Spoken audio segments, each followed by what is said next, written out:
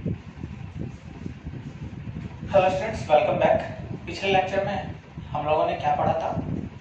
Variation of acceleration due to gravity with the rotation of earth as we move from surface of the earth to the certain height as we move down the earth. तो ये तीन factor था जो क्या कर रहा था, affect कर रहा था एक्सेलरेशन ड्यू टू ग्रेविटी को। आज हम लोग इससे आगे देखेंगे और इस चैप्टर में रिमेनिंग जितने भी टॉपिक्स हैं सबको आज खत्म करते हैं। तो मैं स्टार्ट करता हूँ एक क्वेश्चन से। ओके, तो क्वेश्चन ये है, calculate the height from the earth surface such that the acceleration due to gravity becomes g/4। Earth के सरफेस से वो हाइट आपको कैलकुलेट करनी है जहां पे एक्सेलरेशन ड्यू टू ग्रेविटी क्या हो जाएगी, अर्थ सरफेस पे जितनी वैल्यू है उसकी 1/4 हो जाएगी। तो सिंपल सी बात है। तो हम लोग जो फॉर्मूला को ऑब्टेन किए थे वो हमारा फॉर्मूला क्या आया था, g1 = g1 - 2h/r। आपके दिमाग में ये होगा, लेकिन यहां पे अगर आप ये फॉर्मूला लगाते हो तो थोड़ा सा आंसर आपका गलत आ सकता है। मतलब जो एग्जैक्ट आंसर है उससे आपका आंसर में डेविएशन होगा, क्योंकि आपको यहाँ पे अप्रोक्सीमेशन थोड़ी सी समझनी होगी। ये फॉर्मूला हमारा कब था, जब h क्या था, r से बहुत छोटा था। I mean 1 kilometre, 2 kilometre, 3 kilometre, इस हिसाब से था। मतलब विद इन अगर 5 किलोमीटर है तो हम लोग ये फॉर्मूला यूज कर सकते हैं। अब सोचो कि अगर h की वैल्यू कंपैरेबल हो, 10 किलोमीटर, 50 किलोमीटर, 100 किलोमीटर हो, तो वहां पर हम लोग ये फॉर्मूला नहीं लगा सकते, क्योंकि ये फॉर्मूला कहां से आता है, अप्रोक्सीमेशन से आया था। तो आपको ये ध्यान में रखनी है कि अगर आपका h अप्रोक्सीमेट 5 किलोमीटर के आसपास हो तब आप यूज कर सकते हो। ओके, तो हम लोग डायरेक्ट ये फॉर्मूला यूज नहीं करेंगे। हम क्या यूज करेंगे, तो हमें पता है कि एक्सेलरेशन टू ग्रेविटी का जो ओरिजिनल फॉर्मूला था वो क्या था। तो मान लेते हैं h हाइट पे g डैश है, एक्सेलरेशन ड्यू टू ग्रेविटी। तो उसको हम लोग लिखेंगे g mass of earth upon radius of earth plus h का होल स्क्वायर। ये लिखेंगे इक्वेशन 1। और ये जो हमारा g डैश है ये कितना है, g/4 है।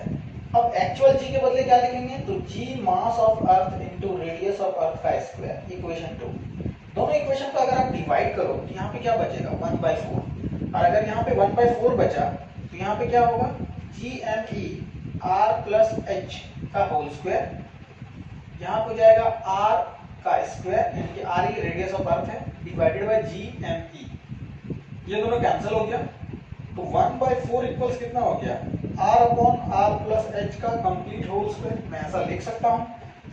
तो देखो, तो अगर r/r प्लस h इक्वल्स क्या हो जाएगा, 1/2। यहाँ पे स्क्वायर रूट आ जाएगी, तो 2r = r plus h, therefore h equals r।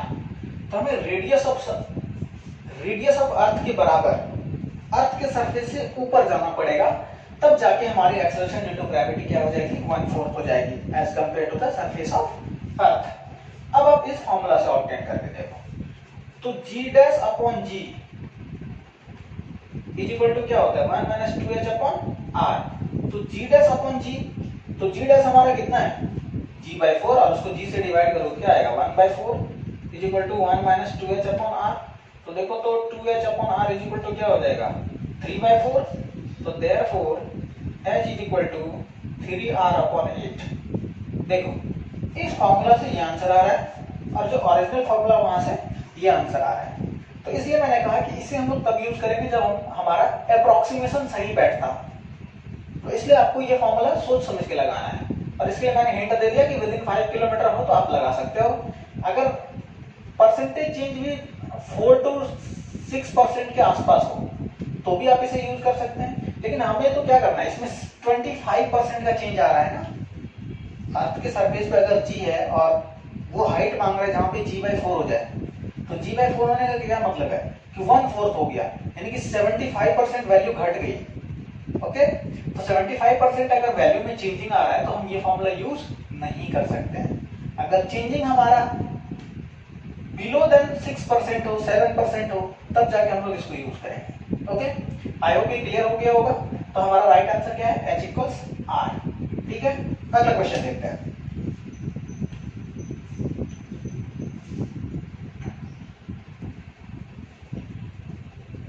Okay, तो नेक्स्ट क्वेश्चन क्या है?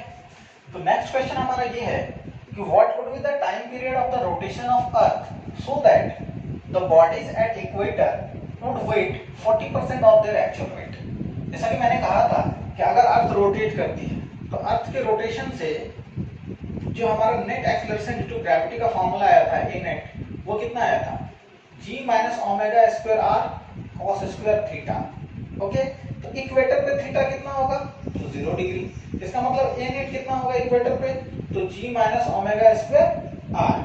ठीक है, तो यहाँ पे अगर मैं नेट फोर्स की बात करूँ तो m इंटू ए नेट, दोनों तरफ m से गुना कर दो, तो m इंटू जी माइनस ओमेगा स्क्वायर r। अब ये जो वेट है, ये वेट एक्चुअल वेट का कितना होना चाहिए? 40%। तो what would be the actual weight? तो mg एक्चुअल वेट होगा। तो mg का 40% यानी कि mg into 40 upon 100 is equal to mg minus omega square r। ये हमारा इक्वेशन बनेगा। अब आप देखो कि mm खत्म हो गया, इधर कितना हो गया? 2 अपॉन 5g, और ये हो गया g minus omega square into r। तो आप क्या लिखोगे? Omega square into r is equal to g minus 2g upon 5। Okay, तो omega square r is equal to कितना हो गया? 3g upon 5। तो omega square is equal to 3g upon 5r, therefore omega is equal to root 3g upon 5r। यानी कि अगर अर्थ की rotation इतनी होगी, एंगुलर स्पीड इतनी होगी, तो जो इंसान का एक्चुअल वेट है, कोई भी ऑब्जेक्ट का जो एक्चुअल वेट है इक्वेटर पे, वो अपने एक्चुअल वेट का 40% रह जाएगा। क्योंकि जैसे अर्थ रोटेट करती है ओमेगा में चेंजिंग आता है, तो एक्सेलरेशन ड्यू टू ग्रेविटी घटती है। मैंने एक ये भी क्वेश्चन कराया था कि कितनी ओमेगा इसकी होगी ताकि यहाँ पे रखा हुआ ऑब्जेक्ट वेटलेस हो जाए। तो नेट एक्सेलरेशन को 0 किया था। यहाँ पे क्वेश्चन के अकॉर्डिंग हमें नेट एक्सेलरेशन को क्या रखनी है? प्रीवियस एक्सेलरेशन का 40% रखना है। तो I hope it will be clear. अब आप यहाँ पे g का वैल्यू पुट कर दोगे, 3 into 9.81, 5 into radius of earth 6.4 10 to the power 6, and you have to solve. तो ये हो जाएगा आपका ओमेगा। क्वेश्चन में पूछा क्या है? Time period. तो आपको पता है कि 2 pi upon T equals omega, therefore T equals 2 pi upon omega. तो यहां से आप ओमेगा कैलकुलेट करोगे और यहां से आप कैलकुलेट कर लोगे टाइम पीरियड। ओके, ठीक है, नोट करो।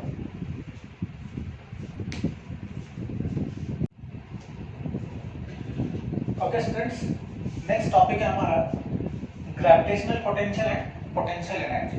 तो पोटेंशियल एनर्जी को हम लोग कैसे डिफाइन करते हैं?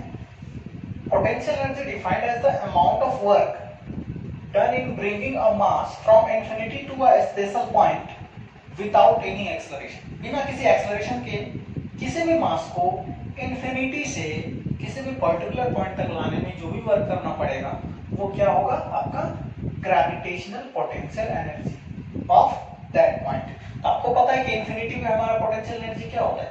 0 होता है। तो देखो, मान लो कि ये मास कैपिटल एम है, ये स्मॉल एम है, इसे इंफिनिटी से इस जगह तक लाया गया है। ठीक है, तो यहां से इंफिनिटी के बीच में कोई भी आर्बिट्ररी पॉइंट x मान लेते हैं। ठीक, x के बाद इसे कितना डिस्प्लेस किया गया? तो dx डिस्प्लेस किया गया। तो वर्क डन कितना होगा? तो x के सिचुएशन पे जब ये x पे था तो फोर्स कितना होगा? Gravitational force g m1 m2 upon x square, और डिस्प्लेसमेंट हमारा कितना होगा? dx। ओके, अब इस दोनों को मल्टीप्लाई कर दिया तो हमें छोटा सा वर्क मिल गया, यानी कि चेंज इन पोटेंशियल एनर्जी मिल जाएगी। अगर आप इसे इंफिनिटी से इस लिमिट तक इंटीग्रेट कर देते हो तो नेट वर्क डन मिल जाएगा। तो इंफिनिटी से हमें कहां तक लाना है? स्पेशल पॉइंट r तक लाना है। तो देखो g m m m बाहर आ जाएगा, 1/x स्क्वायर का integration minus 1 upon x, infinity से लेके r तक, ये अपना लिमिट है।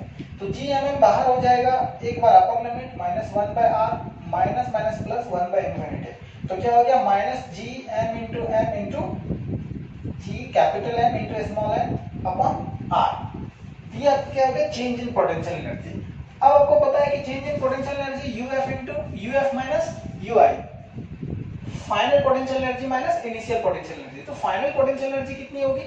तो फाइनल पोटेंशियल हो जाएगी G capital M small m upon r, क्योंकि इंफिनिटी पे इनिशियल पोटेंशियल एनर्जी कितनी है अपनी? 0 है। तो ये हो गया आपका पोटेंशियल एनर्जी का फॉर्मूला। अब आप ध्यान दो कि पोटेंशियल एनर्जी से ही पोटेंशियल आता है। आप इलेक्ट्रोस्टैट में भी पढ़े होंगे कि change in potential energy per unit charge, वहां पे पढ़े थे, वो क्या था, इलेक्ट्रोस्टैटिक पोटेंशियल। यहाँ पे change in potential energy per unit mass, वो क्या हो जाएगा, ग्रेविटेशनल पोटेंशियल। तो change in potential energy G capital M small M upon R. अब उसको अगर आप स्मॉल एम से डिवाइड करोगे तो स्मॉल एम और स्मॉल एम ऊपर नीचे कट जाएगा, तो क्या बच जाएगा, v equals minus G capital M upon R. तो अगर आप ध्यान से देखो तो आप पोटेंशियल एनर्जी को किसी भी पॉइंट पे ऐसे भी लिख सकते हो। देखो जैसे इसको मैं कैसे लिख रहा हूँ, G capital M into R into small M. तो ये अपना क्या है, पोटेंशियल है कि नहीं है। Potential energy is equal to potential into mass. जो मास पोटेंशियल प्रोड्यूस कर रहा है और जिसको लाया जा रहा है, पोटेंशियल किसके वजह से लेना है, जो मास पोटेंशियल प्रोड्यूस कर रहा है इस पॉइंट पे, और किस मास को मल्टीप्लाई करना है जिसे हम लोग किसी भी पॉइंट से ला रहे हैं। तो जिस तरह वहां पे आपने पढ़ा था कि Q into V is equal to W, तो यहाँ पे भी क्या है, मास इंटू पोटेंशियल, क्या हो जाएगा, पोटेंशियल एनर्जी। ओके, अब इस ग्रेविटेशनल फील्ड में हम लोग सिर्फ और सिर्फ क्या करेंगे, कंजर्वेशन ऑफ मैकेनिकल एनर्जी करेंगे। अब ध्यान दो कि जैसे आपने क्या किया था, वर्क पावर एनर्जी में अर्थ के सरफेस से किसी भी बॉडी को h हाइट पे ले गया था और आपने क्या लिखा था, पोटेंशियल एनर्जी mgh। तो वो एक अप्रोक्सीमेशन था, एग्जैक्टली वो चेंज इन पोटेंशियल एनर्जी वहां पे mgh इसलिए हो रही थी क्योंकि h हमारा क्या था, काफी छोटा था। लेकिन अगर आप यहाँ पे डायरेक्ट यूज करोगे change in potential energy equal to mgh, तो ये फॉर्मूला यहाँ पे गलत हो जाएगा, क्योंकि h हमारा क्या रहेगा, ग्रेविटेशन के क्वेश्चन में r के कंपैरेबल रहेगा। ओके, तो देखते हैं उस केस में हम लोग क्या करेंगे। ठीक है,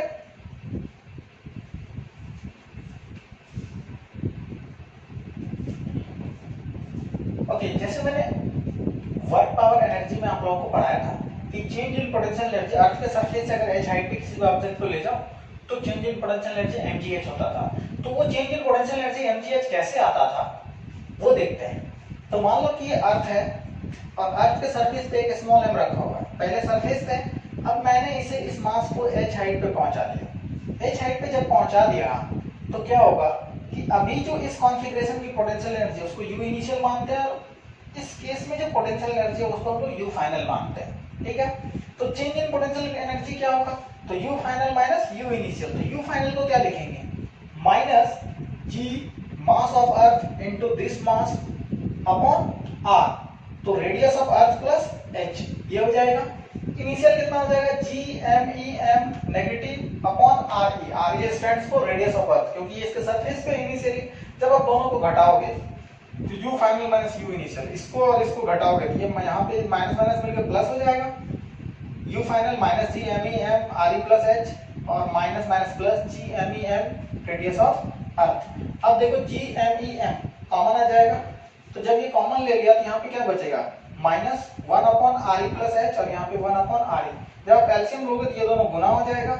आर ई प्लस एच को जब डिवाइड करोगे तो आर ई यहाँ पे जुड़ जाएगा, और आगे टर्म नेगेटिव था तो माइनस आर ई। ओके, और यहाँ पे जब आर ई से डिवाइड करोगे तो आर ई प्लस एच बचेगा, तो यहाँ पे क्या हो जाएगा, आर ई प्लस एच। तो ये आर ई कैंसिल हो गया, तो क्या हो गया, G M E M H. अब यहाँ पे देखो कि रेडियस ऑफ अर्थ मैंने कॉमन ले ली, तो यहाँ पे क्या हो गया, आर ई का स्क्वायर, यहाँ पे बचेगा 1 plus H upon R E. अब ध्यान से देखो तो इसको लिख सकते हैं small m into G M E upon R E square और into H upon 1 plus H upon R E. इतना लिख सकते हैं चेंज इन पोटेंशियल एनर्जी को। अब आपको ये पता होगा कि G M E upon R E square acceleration into gravity at the surface of earth small G. अब यहाँ पे देखो, कहानी यहाँ पे है कि अगर आपका h बहुत छोटा है, यानी h लेस देन 200 मीटर या 100 मीटर है, तब जाके हम लोग क्या कर सकते हैं, h और रेडियस ऑफ अर्थ की रेशियो को इग्नोर कर सकते हैं। वो कितना हो जाएगा, अप्रोक्सीमेट 0। जैसे आप इसे 0 करोगे तो क्या आ जाएगा, change in potential energy mgh। लेकिन इस चैप्टर में ऐसी गलती हमें नहीं करनी है, क्योंकि इस चैप्टर में आपको h इतना छोटा नहीं मिलेगा। तो आप change in potential energy direct mgh नहीं लगाओगे, इस तरह से लिख के लगाओगे, final potential energy, initial potential energy और फिर जाके चेंज इन पोटेंशियल एनर्जी। ठीक है, तो हमारा अगर देखा जाए कि अगर h हमारा ये कंडीशन ना रहता h अगर हमारा रेडियस ऑफ अर्थ से छोटा ना होता, बहुत ज्यादा छोटा नहीं होता, तो हमारी जो फाइनल फार्मूला होती वो यूं होती, GMEMH रेडियस ऑफ अर्थ का square 1 plus h upon r।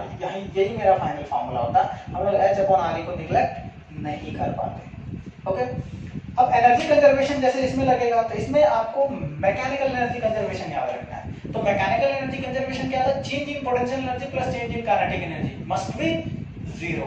Okay, तो कई सारे क्वेश्चंस जैसे स्केप वेलोसिटी और भी बहुत सारे क्वेश्चंस हैं जो इस थ्योरी से आप, इस मैकेनिकल एनर्जी कंजर्वेशन के थ्योरी से आप ऑब्टेन कर सकते हो।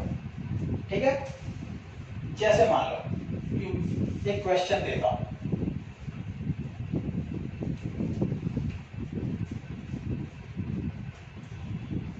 एक ऑब्जेक्ट को अर्थ के सरफेस से प्रोजेक्ट किया गया, vertically upward with the velocity v। ये मास ऑफ अर्थ है और ये मान लो स्मॉल मास किसी भी ऑब्जेक्ट का, स्मॉल m के ऑब्जेक्ट को v वेलोसिटी से प्रोजेक्ट कर दिया है। आपसे पूछा जाएगा find velocity of mass small m at height r/2 from earth surface. Earth surface से जब ये मास r/2 डिस्टेंस ऊपर चला जाएगा, कितना distance? r/2, radius of earth का आधा, तब जाके इसकी वेलोसिटी क्या हो जाएगी। ओके, और इसे किस वेलोसिटी से हमने प्रोजेक्ट किया है? तो v वेलोसिटी से प्रोजेक्ट किया। तो मान लेते हैं यहाँ पे वेलोसिटी हो जाएगी v0, हमें ये v0 ऑब्टेन करना है। अब आप यहाँ पे अगर फॉर्मूला लगाते हो, change in potential energy plus change in kinetic energy must be equal to 0। तो potential final minus potential initial is equal to plus kinetic final minus kinetic initial बराबर 0। अब कई बच्चे क्या लगाते हैं, सीधे mgh लगाएंगे, mgr/2। तो चेंज इन पोटेंशियल एनर्जी देखना, mgr/2 नहीं आएगा, आपके फॉर्मूला से देखते हैं। तो u फाइनल देखो कितना हो जाएगा, g mass of earth into mass of object radius of earth plus r/2, ये u फाइनल हो जाएगा, minus u initial g mass of earth into m radius of earth, ये हो जाएगा। Change in kinetic energy final half m v0 square initial half m v square is equal to 0। अब आप ध्यान से देखो, तो g mass of earth into mass of object common आ गया, क्या बचा यहाँ पे r प्लस r/2, 3r/2 हो जाएगा, तो यहाँ पे हो जाएगा 2/3r नेगेटिव में, और यहाँ पे आपका क्या बचेगा, इसको रेडियस ऑफ अर्थ मानो re, और यहाँ पे क्या बचेगा 1/re।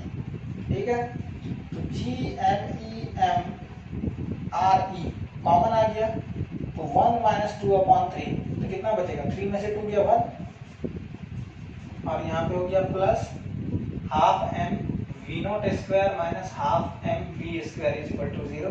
यहाँ पे भी half m v0 square minus half m v square is equal to 0। अब आप ध्यान से देखो कि यहाँ पे आपका कितना आ जाएगा, g mass of earth into m upon 3 radius of earth. Okay,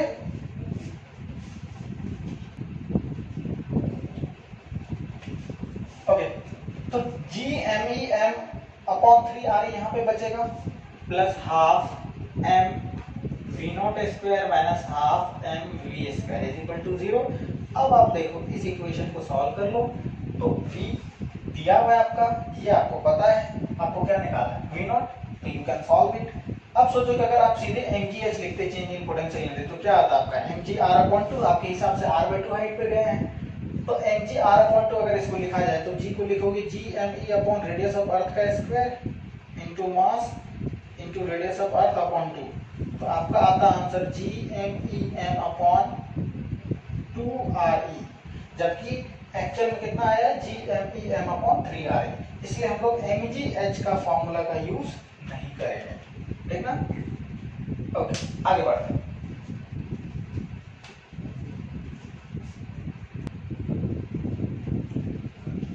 next question है, find the minimum velocity at the surface of earth such that object get out from the gravitational field. अर्थ के surface पे किसी भी object को कितने minimum velocity से हम लोग प्रोजेक्ट करेंगे। मान लो कि अर्थ का सरफेस है, ये क्या आपका अर्थ, और इसकी मास मान लो स्मॉल है, ताकि ये अर्थ के ग्रेविटेशनल फील्ड से बाहर चला जाए। ओके, तो देखते हैं कि वो वेलोसिटी क्या होगी। जब वो ग्रेविटेशनल फील्ड के बाहर चला जाएगा तो वो लौट के कभी भी वापस नहीं आएगा, क्योंकि अर्थ उसे अट्रैक्ट नहीं कर पाएगी। ग्रेविटेशनल फील्ड से बाहर जाने का मतलब इंफिनिटी पे चला जाना।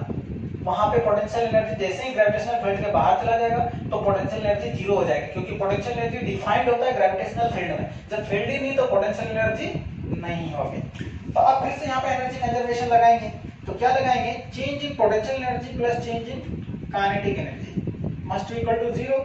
तो u final minus u initial is equal to kinetic energy final minus kinetic energy initial, okay, is equal to 0।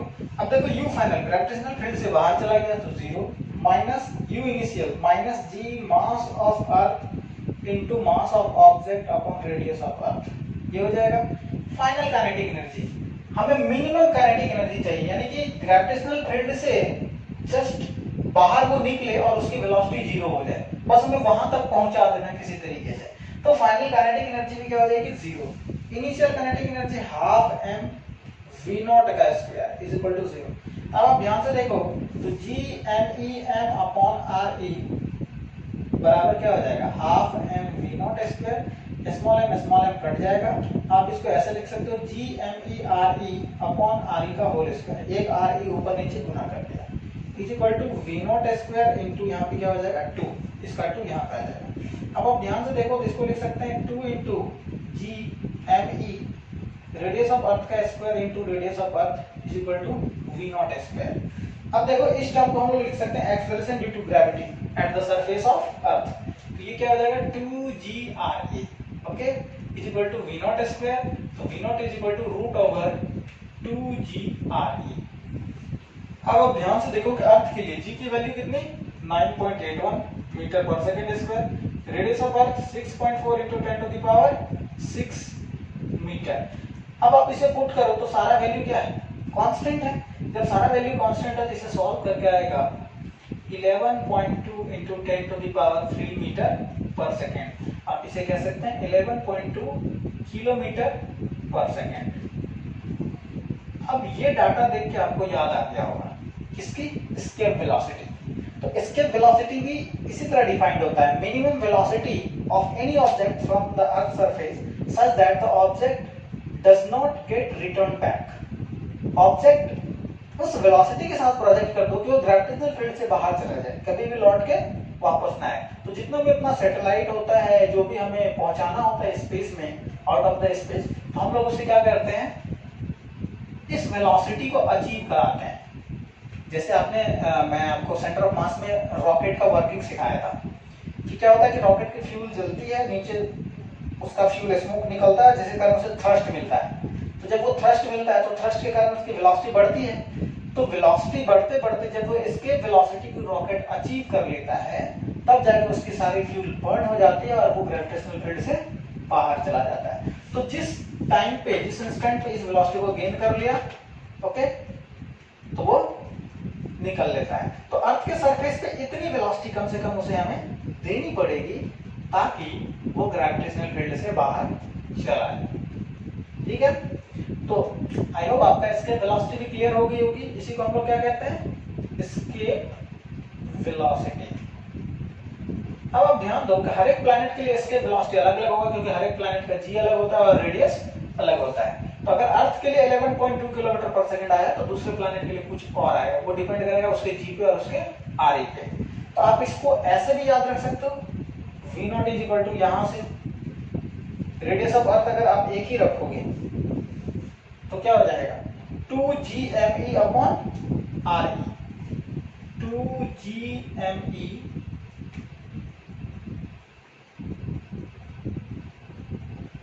mass of the planet divided by radius of the planet, okay, क्योंकि ये radius और ये radius cut जाएगा, इसका root, कि ये जो है किसी भी प्लैनेट के लिए वैलिड है। अर्थ है तो यहाँ पे अर्थ का रखो मास और रेडियस, दूसरा प्लैनेट है, मार्स है तो मार्स का मास और रेडियस रखो, जुपिटर है तो जुपिटर का रखो, मून है तो मून का रखो, तो हर एक प्लैनेट के लिए आपको एस्केप वेलोसिटी मिल जाएगी। ठीक है, ओके।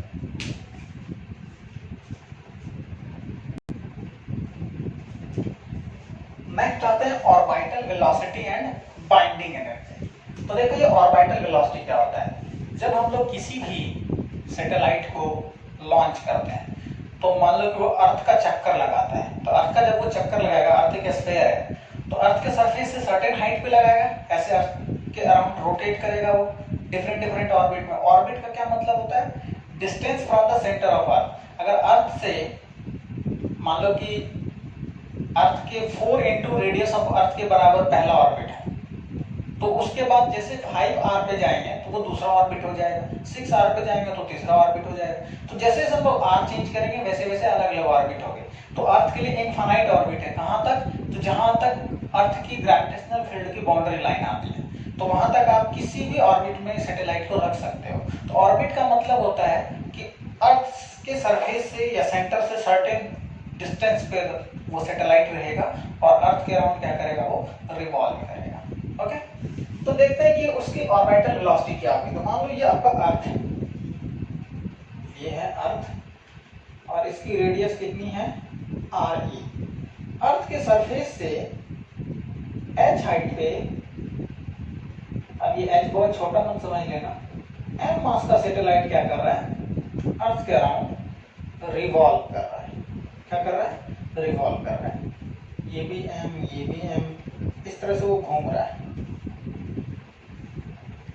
तो ये जिस स्पीड से घूमेगा उस स्पीड को हम लोग क्या कहेंगे, ऑर्बिटल वेलोसिटी। तो फिर से यहाँ पे हम लोग एनर्जी कंजर्वेशन लगाएंगे। तो देखो तो आपको पता होगा कि जैसे आपने सर्कुलर मोशन पढ़ा था, तो कोई भी ऑब्जेक्ट को सर्कल में घूमने के लिए एक सेंट्रीपिटल फोर्स की रिक्वायरमेंट होती है, और वो फोर्स कौन प्रोवाइड करता है, मैंने वहां पे भी बताया था कि gravitational force between the planet act as a centripetal force. तो अगर इसकी स्पीड है v, तो क्या हो जाएगा, centripetal force mv² upon r। अब रेडियस ऑफ ऑर्बिट, तो radius of earth plus h, re plus h, okay, is equal to क्या लिखोगे आप, g mass of earth into mass of satellite, GMEM upon r², re plus h का whole square लिखोगे।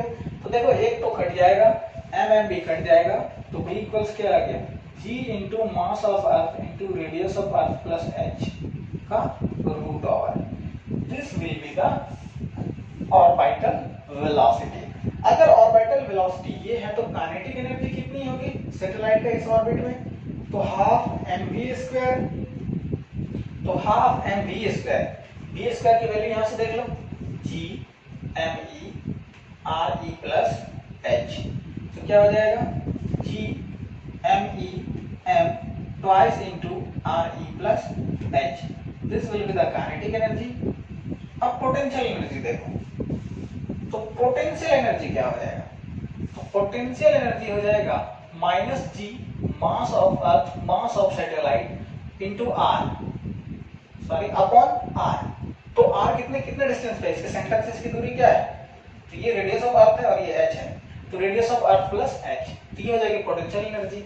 अब आप ध्यान से देखो कि काइनेटिक एनर्जी का जो मैग्नीट्यूड है और पोटेंशियल एनर्जी की जो मैग्नीट्यूड है, अगर मैं पोटेंशियल एनर्जी की सिर्फ मैग्नीट्यूड की बात करूं तो आप उसे क्या लिख सकते हो, ट्वाइस इनटू काइनेटिक एनर्जी नहीं लिख सकते हो, ये टू इधर कर लो, बराबर आ जाएगा। तो therefore kinetic energy is equal to magnitude of potential energy upon 2। अब अगर टोटल एनर्जी देखें, टोटल एनर्जी, तो टोटल एनर्जी क्या हो जाएगा, काइनेटिक प्लस पोटेंशियल। तो काइनेटिक एनर्जी है GMEM upon 2RE plus h, और पोटेंशियल कितनी है, तो -GME minus GMEM RE plus h, ये है। अब देखो ये हाफ है, ये पूरा है, तो टोटल एनर्जी आ जाएगा, E टोटल वो हो जाएगा G M E M upon twice into R plus H, ये हो जाएगी टोटल एनर्जी। तब आपको पता चल गया होगा कि काइनेटिक एनर्जी की जो मैग्नीट्यूड है वही टोटल एनर्जी की मैग्नीट्यूड होती है, और वो होता है पोटेंशियल एनर्जी का हाफ। और ये चीज आप मॉडर्न में भी जाके पढ़ोगे कि जब इलेक्ट्रॉन किसी के न्यूक्लियस के अराउंड चक्कर काटता है तो सेम सिचुएशन होती है, काइनेटिक एनर्जी की मैग्नीट्यूड पोटेंशियल का हाफ होता है और वही टोटल एनर्जी के मैग्नीट्यूड के बराबर होता है। वहां पे भी टोटल एनर्जी नेगेटिव आता है, -13.6 z² अपॉन n², और यहाँ पे भी देखो नेगेटिव आया है टोटल एनर्जी, ठीक है ना। अब बात करते, ये तो हो गया आपका ऑर्बिटल वेलोसिटी, किसी भी ऑर्बिट में सैटेलाइट की kinetic energy, potential energy, total energy. अब कभी कभी इस सैटेलाइट की टाइम पीरियड पूछ ली जाती है, तो टाइम पीरियड कैसे ऑब्टेन करेंगे? तो सैटेलाइट हमारा यूनिफॉर्म सर्कुलर मोशन कर रहा है, क्या कर रहा है? यूनिफॉर्म सर्कुलर मोशन परफॉर्म कर रहा है, ठीक। तो जब ये यूनिफॉर्म सर्कुलर मोशन परफॉर्म कर रहा है तो हम लोग क्या जानते हैं, ओमेगा, या यूं कह लो कि v equals 2 pi r radius of earth plus h, इसको सेंटर मानते हैं, तो ये इस डिस्टेंस पे रोटेट कर रहा है, तो ऐसा सर्कल बना रहा है, तो total distance upon total time, एक कंप्लीट रिवॉल्यूशन में जितना टाइम लगता है, तो t इक्वल टू क्या हो गया, 2 pi r e plus h upon v। v के बदले आप क्या रखोगे, g mass of earth upon r e plus h। तो ये रूट जब यहाँ पे जाएगा तो t इक्वल्स कितना हो जाएगा, 2 pi r e plus h whole to the power 3/2 divided by क्या हो जाएगा, root over g into M E. ये आपका क्या हो जाएगा, टाइम पीरियड का फॉर्मूला आ जाएगा, ठीक है। अब आप ध्यान देखो, तो अगर आप इसको बोथ साइड स्क्वायरिंग करोगे तो टी स्क्वायर, ये तो कांस्टेंट है टोटल टर्म, तो आप देखोगे कि टी स्क्वायर जो है वो प्रोपोर्शनल है radius of earth plus H का क्यूब का। अब याद करो केप्लर्स का third law, Kepler's third law क्या कहता था कि जो टाइम पीरियड का स्क्वायर है वो मीन डिस्टेंस का क्यूब के बराबर होगा, प्रोपोर्शनल होगा। तो आप देखो ये टर्म कांस्टेंट है, और जब आप स्क्वायरिंग करोगे तो यहाँ पे क्यूब बच जाएगा, यहाँ पे स्क्वायर हो जाएगा, तो केप्लर्स लॉ भी यहाँ से प्रूव हो जाता है, ठीक है। अब बात करते हैं बाइंडिंग एनर्जी की। तो व्हाट इज बाइंडिंग एनर्जी? तो किसी भी ऑर्बिट में जो सैटेलाइट मूव कर रही है, उस ऑर्बिट में उसके पास जितनी भी एनर्जी है, अगर उतना ही एनर्जी पॉजिटिव में प्रोवाइड कर दिया जाए तो वो अपना ऑर्बिट छोड़ के कहां चला जाएगा, ग्रेविटेशनल फील्ड से बाहर चला जाएगा, यानी कि अट्रैक्शन एरिया से बाहर चला जाएगा। बातें समझ में नहीं आएगी। जैसे देखो, किसी भी एटम से इलेक्ट्रॉन को निकालने के लिए जितनी एनर्जी चाहिए होता था उसको हम लोग बाइंडिंग एनर्जी कहते थे उस एटम की। तो यहाँ पे भी इस सैटेलाइट को अर्थ के अट्रैक्शन से बाहर भेज देना है, यानी सैटेलाइट में इतनी एनर्जी आप डाल दो, एक्स्ट्रा एनर्जी डाल दो, ताकि ये क्या करे, इसको छोड़ के बाहर निकल जाए। तो अब देखो कि सैटेलाइट को अर्थ के ग्रेविटेशनल फील्ड से अगर बाहर निकलनी है तो उसको क्या करना पड़ेगा, मिनिमम उतनी एनर्जी चाहिए होगा ताकि उसकी नेट एनर्जी क्या हो जाए, 0 हो जाए। ओके, तो अब देखो कि टोटल एनर्जी हमने क्या पढ़ा है, GMEM upon twice into R E plus H. ये नेगेटिव में मैंने पढ़ा है। अगर इतना ही पॉजिटिव एनर्जी दे दिया जाए तो नेट फाइनल एनर्जी क्या हो जाएगा, 0। तो जब फाइनल एनर्जी 0 हो जाएगा तो ये इसके अट्रैक्शन से बाहर निकल जाएगा। तो बाइंडिंग एनर्जी की अगर बात की जाए तो बाइंडिंग एनर्जी कितना हो जाएगा, तो total energy of the planet, और वो भी positive, GMEM upon twice into R E plus H. इतना ही पॉजिटिव एनर्जी अगर इसमें डालेंगे तो नेट एनर्जी क्या हो जाएगी, 0। तो जब नेट एनर्जी 0 हो जाएगी तो क्या हो जाएगा, वो निकल जाएगा इसके अट्रैक्शन से, ठीक है। तो इस एनर्जी के कारण वो बाउंड करके रखता है। ओके, तो बाइंडिंग एनर्जी भी क्लियर हो गया होगा। तो इस तरह से ऑर्बिटल वेलोसिटी, बाइंडिंग एनर्जी, कई सारे क्वेश्चंस मिलते हैं, तो आप इसे सॉल्व कर सकते हो इजीली। अब इसमें एक टर्म आता है जियो स्टेशनरी सैटेलाइट। क्या आता है, जियो स्टेशनरी सैटेलाइट। इसके नाम से ही पता चल रहा है कि अर्थ के रिस्पेक्ट में वो सैटेलाइट की जो पोजीशन होगी वो कांस्टेंट लगेगी। मतलब अर्थ जिस स्पीड से अपनी एक्सिस पे रोटेट कर रहा है उसी स्पीड से वो अर्थ का चक्कर लगाएगा। तो अगर मान लो कि ये रेड वाला पोर्शन मेरे हाथ के सामने है, ये जितना एंगल घूमा अगर मैं भी उतना ही एंगल घूमूं तो इस पोर्शन पे खड़ा हुआ इंसान हमेशा हमको एक ही पोजीशन पे पाएगा। उसको लगेगा कि ये अर्थ के रिस्पेक्ट में स्टेशनरी है। अगर दोनों की ओमेगा क्या हो जाए, सेम हो जाए। तो दोनों के ओमेगा जब सेम हो जाते हैं तो उसको हम लोग कहते हैं जियो स्टेशनरी सैटेलाइट। और अभी मैंने आपको भी निकालना सिखाया, टी निकालना सिखाया, ओमेगा निकालना सिखाया। तो जियो स्टेशनरी सैटेलाइट की उतनी ही ओमेगा होती है जितनी की अर्थ की होती है।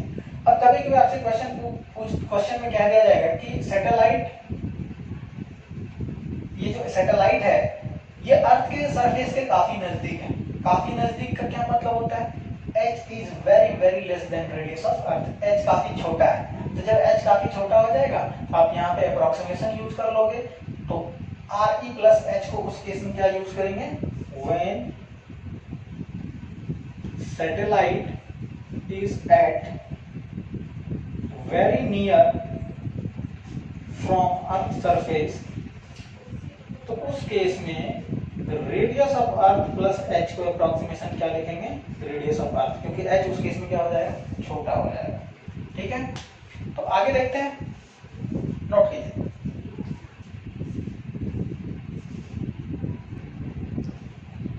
ओके, नेक्स्ट देखते हैं हम लोग potential of earth. Earth surface के कारण पोटेंशियल किसी भी पॉइंट पे क्या होगा। जैसे कि आपने इलेक्ट्रोस्टैट में पढ़ा होगा कि कोई भी चार्ज स्फीयर है तो उसके कारण पोटेंशियल फाइंड करनी होती थी एट द सरफेस, इनसाइड और एक आउटसाइड। तो वही सिचुएशन यहाँ पे है और सिमिलर फॉर्मूला मिलेगा आपको। मान लो कि पी पॉइंट पर हमें पोटेंशियल निकालना है अर्थ के कारण, और यहाँ से मान लो कि क्या है, सेपरेशन सेंटर से आर है। तो पोटेंशियल का फॉर्मूला हमने क्या पढ़ा था, minus G M E upon R. तो देखो सिंपल से जाएगा कि अर्थ एक पॉइंट मास की तरह ट्रीट किया जाएगा अर्थ को, और इसके कारण पोटेंशियल यहाँ पे कितनी हो जाएगी, G M E upon R. यानी कि आर यहाँ पे क्या है, रेडियस ऑफ अर्थ से बड़ा है। यानी कि ये क्या है, सिचुएशन पॉइंट पी अभी पी लाइज एट आउटसाइड, ये आउटसाइड लाई कर रहा है। अब नेक्स्ट, अगर यही पॉइंट पी सरफेस पे शिफ्ट कर दे, यहाँ पे आ जाए, तो इस स्मॉल आर को आप क्या लिखोगे, रेडियस ऑफ अर्थ। तो पोटेंशियल कितना हो जाएगा at the surface of earth, तो minus G M E upon R.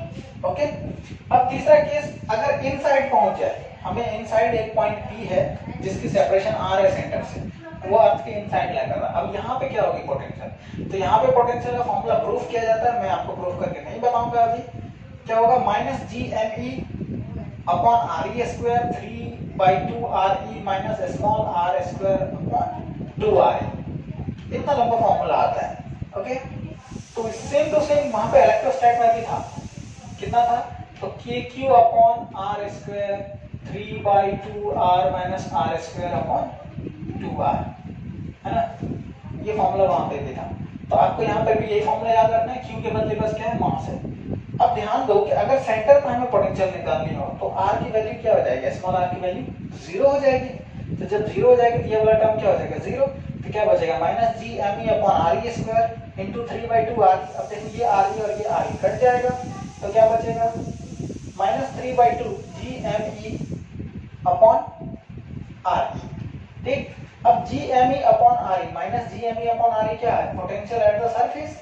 तो सेंटर का जो पोटेंशियल होता है वो सरफेस से 3/2 टाइम्स होता है। यानी जैसे जैसे आप नजदीक पहुंचेंगे तो पोटेंशियल क्या होगा, बढ़ता चला जाएगा, इनसाइड पोटेंशियल बढ़ेगा। ठीक, तो ये आपका फॉर्मूला हो गया। अब आप इसका ग्राफ भी ड्रॉ कर सकते हो। तो ग्राफ कैसे ड्रॉ करोगे, तो इनसाइड घटेगा और आउटसाइड क्या होगा, सॉरी इनसाइड, जैसे आप इसके अंदर आओगे तो बढ़ रहा है। आप देख रहे हो कि आप कहां से, सरफेस से सेंटर पे आ रहे हो, तो सरफेस का 3/2, तो VC upon VS is equal to कितना है, 3/2। तो VC upon VS is greater than 1, तो VC ग्रेटर देन VS। ठीक है, तो सेंटर पे पोटेंशियल ज्यादा है और सरफेस पे कम है, तो यानी कि सरफेस से सेंटर पे गए तो पोटेंशियल बढ़ा। ओके, आप इसे नोट करें, फिर इसका ग्राफ देखते हैं।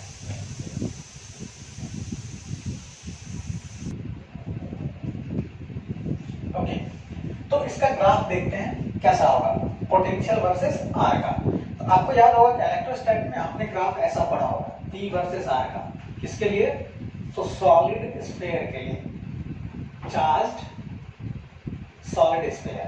और ये वाला जो पॉइंट होता था, ये ग्राफ में क्या होता था, टर्निंग पॉइंट होता था। यहां से यहां तक क्या हो रहा है, अब देखो ये डाउनवर्ड है और फिर यहां से क्या हो जाएगा, ये कॉनकेव अपवर्ड। तो जिस पॉइंट पे ऐसा होता है उसको हम लोग क्या कहते हैं, पॉइंट ऑफ इन्फ्लेक्शन, ठीक है। तो ये जो पॉइंट होता था, ये होता था रेडियस ऑफ स्फीयर। अब चूंकि यहाँ पे पोटेंशियल नेगेटिव है, सारा फॉर्मूला सेम है, तो हम लोग इसी का क्या करेंगे, इसी ग्राफ को नेगेटिव एक्सिस से शुरू करेंगे। तो ये ऐसे पहले कॉनकेव अपवर्ड, फिर कॉनकेव डाउनवर्ड। अब जब ये हमारा आर इंफिनिटी की तरफ टेंड्स करेगा तो पोटेंशियल क्या हो जाएगी, जीरो हो जाएगी। जहां पे ये चेंज कर रहा है तो वो वाला लोकेशन होगा रेडियस ऑफ अर्थ, ठीक है। अब इस पॉइंट पे देखो कि मैक्सिमम वैल्यू है 3/2 GME/RE, यानी कि हमारा रेडियस ऑफ अर्थ 0 है।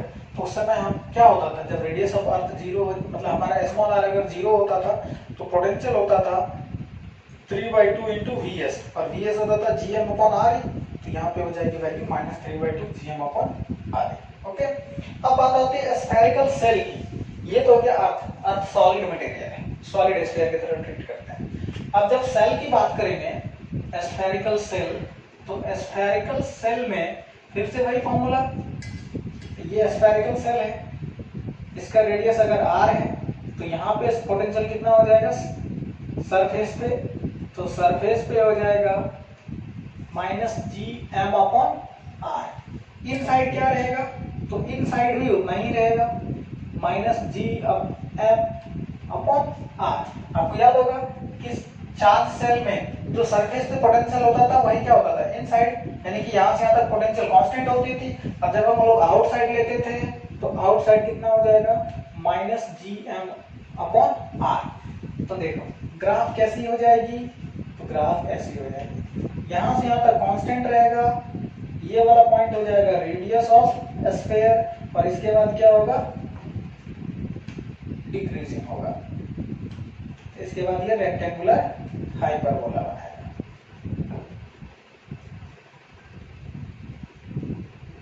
Like this. ओके ओके, तो जितने भी थ्योरी पढ़ा है हम लोगों ने, उस पर बेस्ड हम लोग क्या करते हैं, क्वेश्चन करते हैं।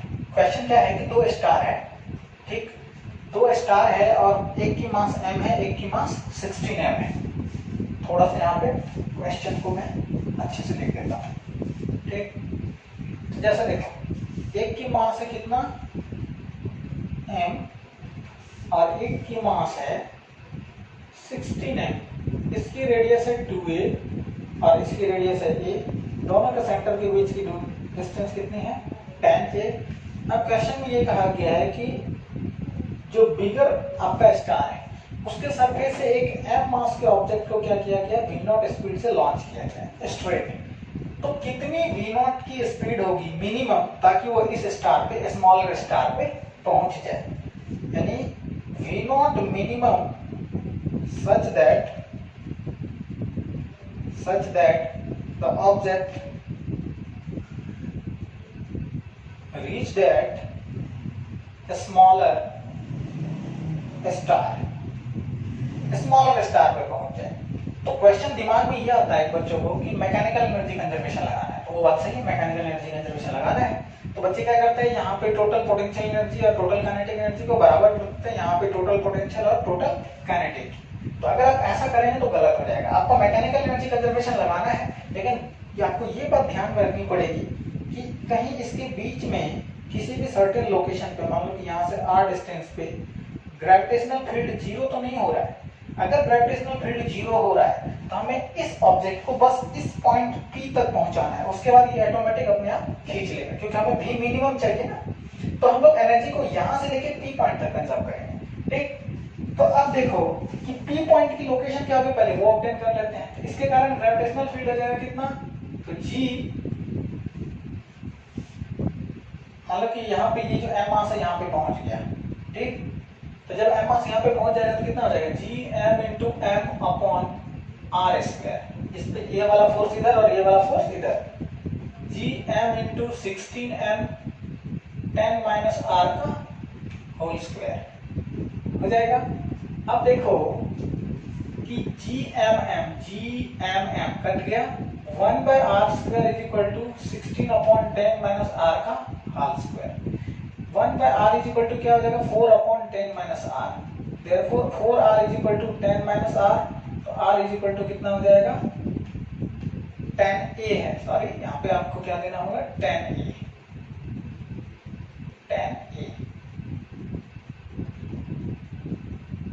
तो ये हो जाएगा 10a माइनस r, तो 4r और ये r 5r और डिवाइडेड हो जाएगा, यहाँ पे क्या हो जाएगा ट्वाइस इंटू a, यानी कि यहाँ से ट्वाइस a की सेपरेशन पर ग्रेविटेशनल फील्ड क्या हो जाएगा 0 हो जाएगा, यानी p के हमें लोकेशन पता चल गई। अब हमें एनर्जी कंजर्वेशन लगा देना है, तो एनर्जी कंजर्वेशन कैसे लगाएंगे, तो यहाँ पे टोटल पोटेंशियल एनर्जी ऑब्टेन करते हैं, तो इस लोकेशन पे अब देखो हमने क्या पढ़ा है u delta u plus delta k is equal to 0, तो u फाइनल कहाँ पे होगा पॉइंट P पे होगा, क्योंकि फाइनली से यहाँ पहुंच रहा है। u final is equal to हो जाएगा mass into total potential at P minus G M upon twice A minus g into 16m upon यहाँ से यहाँ तक कितना हो जाएगा 8a। तो जब आप इसे ऐड करोगे तो ये कितना हो जाएगा 8 टू जा 16, ये हो जाएगा minus 5 upon 2 G M upon A, ये फाइनल हो जाएगा। अब इनिशियल देखो u इनिशियल, इसके सरफेस पे है, इसके लिए इसके सरफेस पे पोटेंशियल है, इसके लिए कितने डिस्टेंस पे जाएगा, इसका रेडियस ट्वाइस है, तो यहाँ से यहाँ तक 10 है, तो 10a में से ये रेडियस घट जाएगा, तो यहाँ से यहाँ तक कितना डिस्टेंस हो जाएगा आपका 8a, ठीक। तो उसके कारण पोटेंशियल हो जाएगा G M upon 8a negative, इसके कारण हो जाएगा g into 16m upon twice A into net potential into m, ये नेट पोटेंशियल एनर्जी हो गया इनिशियल। तो अब आप इसे सॉल्व करोगे, ये हो गया 8, तो यहाँ तो हो जाएगा माइनस जी एम अपॉन ए कॉमन आ जाएगा, यहाँ पे बचेगा 8, 1 बाई 8 प्लस 8 बचेगा, ये हो जाएगा minus G M A 8a और यहाँ पे क्या हो जाएगा 65। अब आपको चेंज इन पोटेंशियल एनर्जी निकालना है, u final minus u initial, तो u फाइनल हो गया माइनस 5gm अपॉन ट्वाइस है, यहाँ पे हो गया minus minus plus 65 gm upon 8a। तो देखो अब यहाँ पे gm अपॉन a कॉमन आ जाएगा, 5 टू एलसीएम कितना हो जाएगा 8, यहाँ पे हो गया माइनस 20, यहाँ पे हो गया प्लस 65, तो हो गया कितना 45 gm अपॉन 8a, ये चेंज इन पोटेंशियल एनर्जी हो गया। अब चेंज इन काइनेटिक एनर्जी देखो, तो kinetic energy initial half mv0 square, अब फाइनल इसे किसी भी तरीके से यहाँ पे पहुंचा देना, उसके बाद ये अपने आप खींच लेगा, तो क्या हो जाएगा 0। ओके, तो आपको क्या कर देना है फाइनल 0 और इनिशियल इतना, तो 0 माइनस हाफ mv0 स्क्वायर, तो minus half mv0 square changing kinetic और changing potential plus 45 gm upon 8a is equal to 0। जब आप इसे सॉल्व करोगे तो 45 gm upon 8a is equal to क्या लिखोगे mv0 स्क्वायर अपॉन 2, तो 2 4 जा 8, mm कट गया, तो इससे आपका जो आंसर आ जाएगा v0 is equal to root over 45 gm, small m कटेगा, सॉरी स्मॉल m कटेगा, कैपिटल M तो बच ही जाएगा, यहाँ पे भी स्मॉल m। तो देखो gm अपॉन 4, तो इसको लिख सकते हैं 3/2 रूट ओवर 5gm, और यहाँ पे a था तो upon a, this will be the v minimum. तो ये अच्छे क्वेश्चंस में क्या आते हैं। एक क्वेश्चन और करते हैं,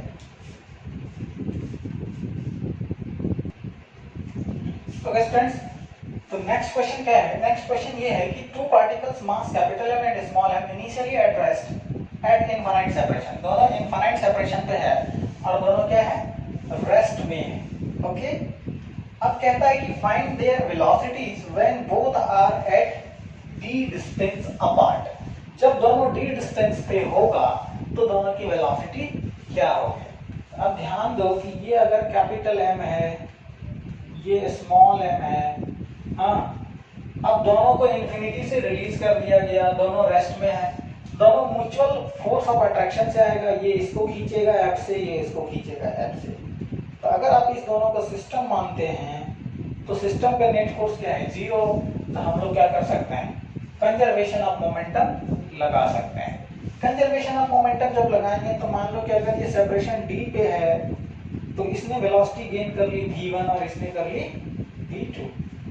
तो आप टोटल मोमेंटम क्या लिखोगे, m v1, इसकी मोमेंटम इधर की तरफ और इसकी इधर की तरफ, minus m v2, 0। Net momentum 0 क्योंकि इनिशियल में 0 था, दोनों रेस्ट में था, तो initial momentum equal to final. तो m v1 is equal to small m v2। This is the equation first. अब आते हैं एनर्जी कंजर्वेशन लगाते हैं। तो एनर्जी कंजर्वेशन, तो टोटल पोटेंशियल एनर्जी पहले कितनी थी, 0। फाइनल पोटेंशियल एनर्जी, तो final potential energy half capital M v1 square half small m v2 square. तो ये चेंज इन पोटेंशियल एनर्जी हो गया, sorry change in kinetic energy हो गया। अब चेंज इन पोटेंशियल एनर्जी, तो देखो इनिशियल पोटेंशियल 0 था, फाइनल पोटेंशियल कितना हो जाएगा, तो फाइनल पोटेंशियल एनर्जी हो जाएगा माइनस जी m into m upon d। ये फाइनल पोटेंशियल और इनिशियल दोनों इन्फिनिटी पे था तो 0। तो अब सबका समझ सके चेंज इन पोटेंशियल, ये चेंज इन काइनेटिक, ये 0 हो जाएगी। अब देख लो आप कि m v1 square plus small m v2 square is equal to, आप क्या लिखोगे, 2g capital M small m upon d लिखोगे। ओके, अब देखो कि v1 v2 में से किसी एक v2 को गायब कर दो, तो v2 बराबर आप क्या लिखोगे, v2 बराबर आप लिखोगे capital M v1 upon small m। तो देखो यहाँ पे small m v1 square small m v2 को बदले लिखेंगे कैपिटल M का square v1 square upon small m square लिख दिया, और यहाँ पे जाएगा 2gmm अपॉन d। तो जब आप इसे सॉल्व करोगे यहाँ पे m हो जाएगा, तो ध्यान दो कि m v1 स्क्वायर कॉमन आ गया, यहाँ पे बचा 1, यहाँ पे एक m बच जाएगा, यहाँ पे m बच जाएगा, यहाँ पे 2gmm अपॉन d। देखो ये m कैंसिल हो गया, तो v1 square is equal to हो जाएगा m plus m divided by small m हो जाएगा। अब देखो इज इक्वल टू हो गया twice g small m into d, तो v1 स्क्वायर हो गया twice g m square d into capital M plus small m। तो देयरफॉर v1 बराबर m बाहर आ जाएगा root over 2g d capital M plus small m। अगर आपने v1 निकाला तो किसका मास बाहर आया, तो v1 जब आपने निकाला तो स्मॉल m बाहर आया। तो सिमिलरली v2 बराबर क्या हो जाएगा, capital M root over 2g d into m plus m। तो ये दोनों के इंडिविजुअल वेलोसिटी हो जाएगी। तो मैंने पिछला चैप्टर का कॉन्सेप्ट लगाया एनर्जी कंजर्वेशन और क्या लगाया, तो और लगाया कंजर्वेशन ऑफ मोमेंटम। ठीक है, तो इस दोनों को मैंने अप्लाई किया, हमारा सॉल्यूशन आ गया। तो जब भी कोई भी दो object gravitational force of attraction के इन्फ्लुएंस में मूव करे तो ग्रेविटेशनल फोर्स मैंने स्टार्टिंग में ही बताया था कि वो कौन सा फोर्स है, आपका इंटरनल फोर्स है। क्योंकि अगर मैं इस दोनों को सिस्टम कंसीडर करूं तो नेट एक्सटर्नल फोर्स क्या हो जाएगा, 0। ये दोनों फोर्स एक दूसरे को कैंसिल आउट कर देंगे। ओके, आज के लिए इतना ही। Till then best of luck. ये चैप्टर खत्म हो गया। नेक्स्ट हम लोग क्या पढ़ेंगे, नेक्स्ट पढ़ेंगे हम लोग फ्लूइड। ओके।